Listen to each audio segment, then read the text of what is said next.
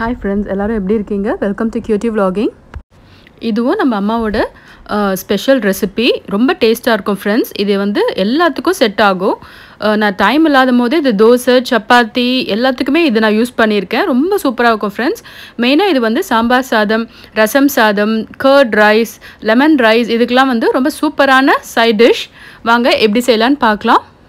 இப்போ வந்து நம்ம வெந்தயமும் கடுகும் ட்ரை ரோஸ்ட் பண்ண போகிறோம். 1 ஸ்பூன் வெந்தயம், 1 ஸ்பூன் கடுகு எடுத்துக்கோங்க. ரெண்டுத்தையும் கடாயில் போட்டு லைட்டாக அதை ட்ரை ரோஸ்ட் பண்ணிக்கோங்க.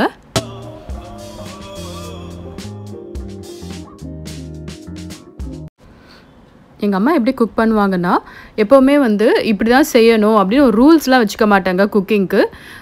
இவ்வளோ ப்ரொப்போர்ஷன் தான் போடணுன்ட்டு அவங்களுக்கு எப்படி தோணுதோ அந்த மாதிரி குக் பண்ணுவாங்க. ஆனால் எல்லாமே பெஸ்ட்டாக வரும். அவுட்புட் வந்து ரொம்ப சூப்பராக வரும் ஃப்ரெண்ட்ஸ். ஆக்சுவலாக குக்கிங் வந்து இப்படி தான் மெத்தடாலஜின்னு இல்லை, நம்மளோட ஹார்ட்லேருந்தே நம்ம எப்படி நமக்கு டேஸ்ட் எப்படி நமக்கு பிடிக்குமோ அப்படி நம்ம குக் பண்ணிக்கலாம்.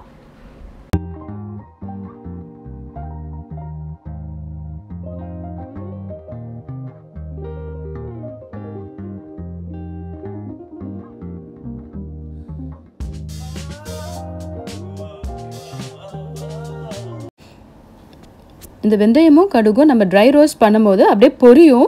இந்த மாதிரி ஸ்ப்ளட்டர் சவுண்டு கேட்கும். அது வரைக்கும் நீங்கள் இந்த மாதிரி ட்ரை ரோஸ்ட் பண்ணிகிட்டே இருங்க. இப்போ பாருங்கள் ஃப்ரெண்ட்ஸ், இந்த மாதிரி ஸ்ப்ளட்டர் ஆகுது.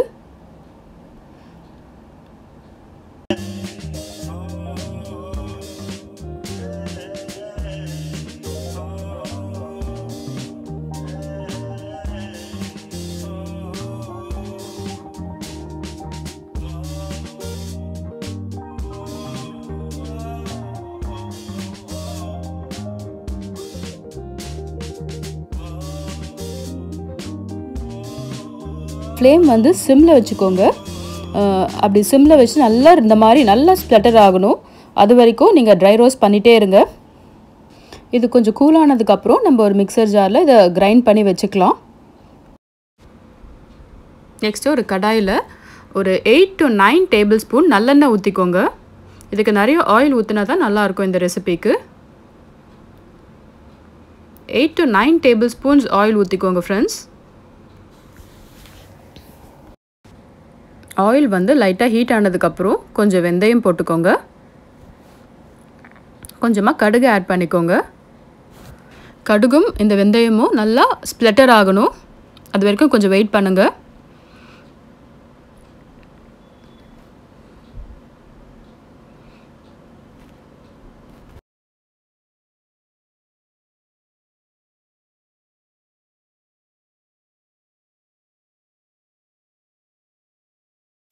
இப்போது ஒரு 40 பல்லு பூண்டு நம்ம ஆட் பண்ணிக்கலாம். நீங்கள் இன்னும் கூட கொஞ்சம் எக்ஸ்ட்ராவாக ஆட் பண்ணால் கூட நல்லா டேஸ்ட்டாக தான் இருக்கும். சின்ன பூண்டு ஆட் பண்ணிக்கோங்க ஃப்ரெண்ட்ஸ், அதுதான் ரொம்ப ஹெல்தியான ஆப்ஷன்.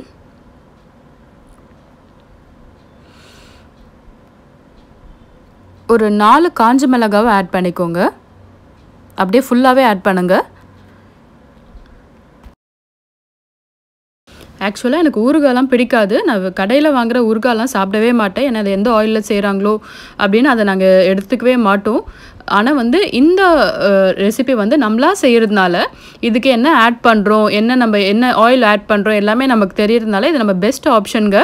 இது கிட்ஸ்க்கும் கொடுக்கலாம்.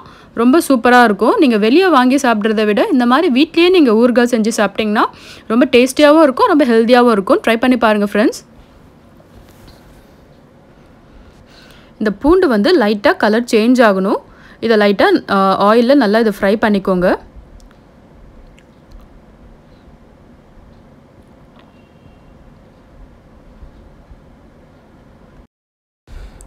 ஆயிலோட குவான்டிட்டி நிறைய நம்ம ஊற்றி இருக்கிறதுனால இது கொஞ்சம் கேர்ஃபுல்லாக இந்த மாதிரி ஃப்ரை பண்ணி விடுங்க.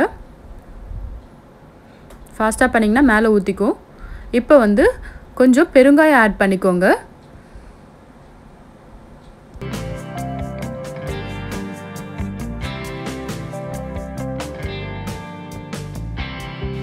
இப்போ கொஞ்சம் கருவேப்பிலை ஆட் பண்ணிக்கலாம்.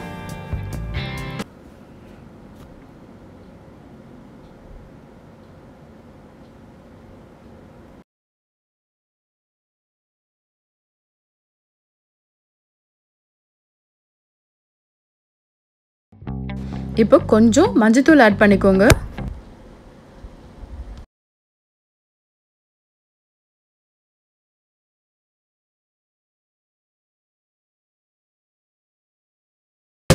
இப்போ வந்து 3 spoon red chilli powder add பண்ணிக்கோங்க. குழம்பு மிளகாய் தூள் இல்லை, ரெட் சில்லி பவுடர் ஆட் பண்ணிக்கோங்க.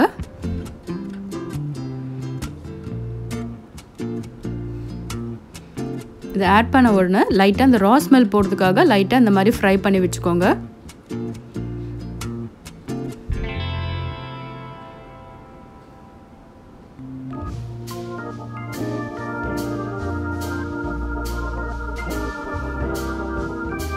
இப்போ நம்ம அரைச்சி வச்சுருக்க ஒரு 20 டொமேட்டோஸ் எடுத்திருக்கேன், 20 தக்காளி எடுத்திருக்கேன்.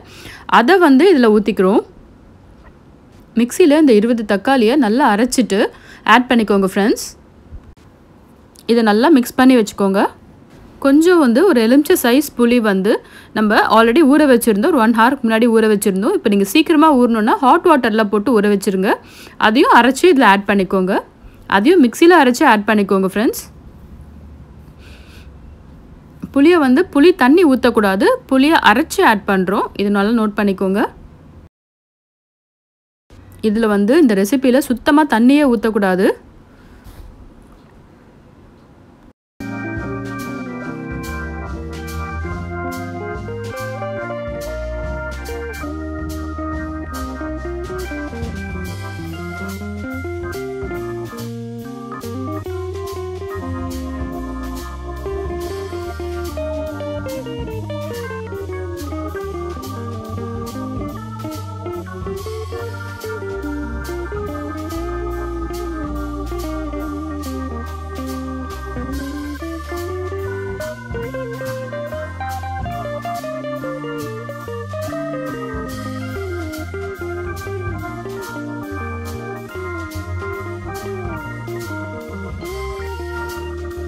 இப்போ உங்களுக்கு தேவையான அளவுக்கு உப்பு ஆட் பண்ணிக்கோங்க.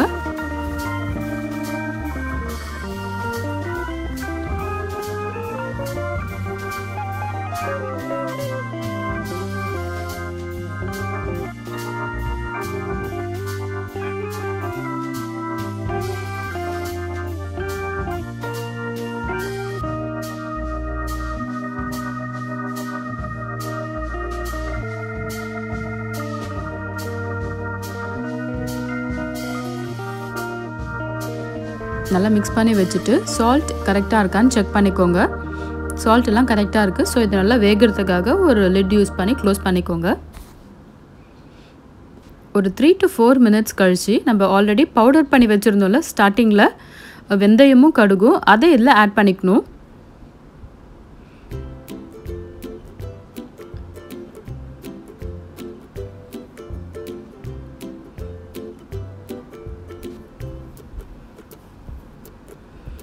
ஆட் பண்ணிவிட்டு இதையும் நல்லா மிக்ஸ் பண்ணி வச்சுக்கோங்க. எல்லா இடத்துலையும் அது நல்லா கரெக்டாக மிக்ஸ் ஆகணும்.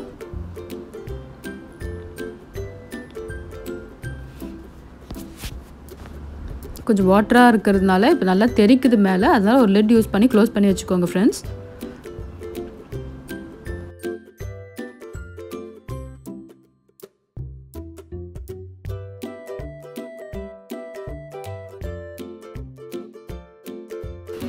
த்ரீ to 4 மினிட்ஸ்க்கு அப்புறம் இதை ஓப்பன் பண்ணி பாருங்கள். லைட்டாக திக்காக இருக்கும். இதையும் நல்லா மிக்ஸ் பண்ணிவிட்டு திருப்பியும் க்ளோஸ் பண்ணி வச்சுக்கோங்க ஃப்ரெண்ட்ஸ்.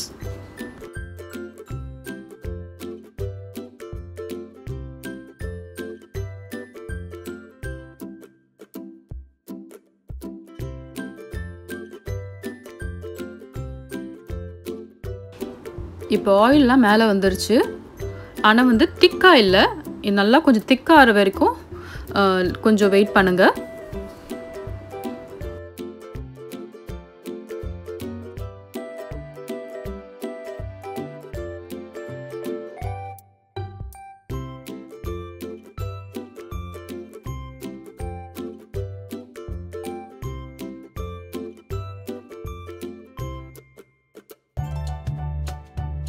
இது நம்ம நிறைய ஆயில் ஊற்றி செய்கிறதுனால, புளி எல்லாம் ஊற்றுறதுனால இந்த ரெசிபி வந்து 2 or 3 வீக்ஸ் நீங்கள் கிளாஸ் ஜாரில் ஸ்டோர் பண்ணி ஃப்ரிட்ஜில் வச்சுக்கலாம்.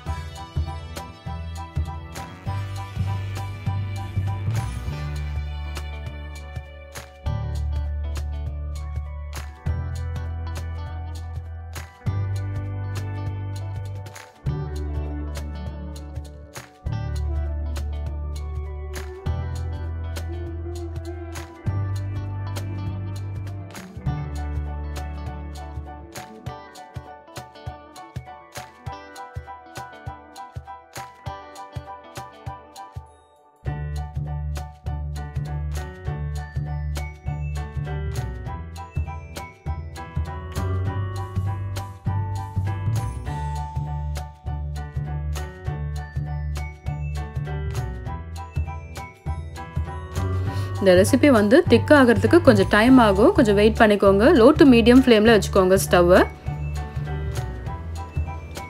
இது ஊறுகாய் அந்த கன்சிஸ்டன்சிக்கு வரணும்.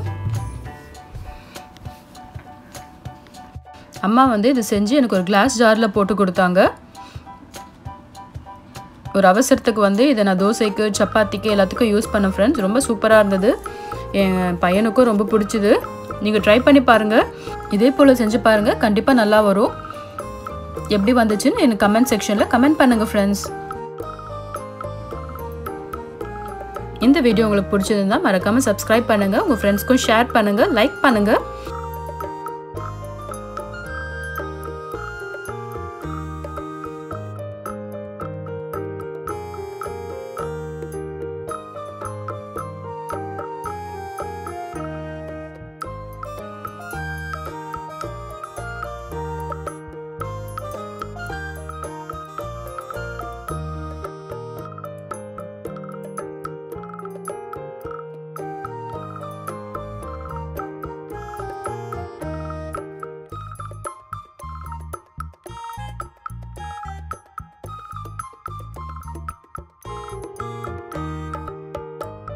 Stay tuned to my channel. I'll meet you with the next interesting video. Until then, signing off from QT Vlogging. Bye bye.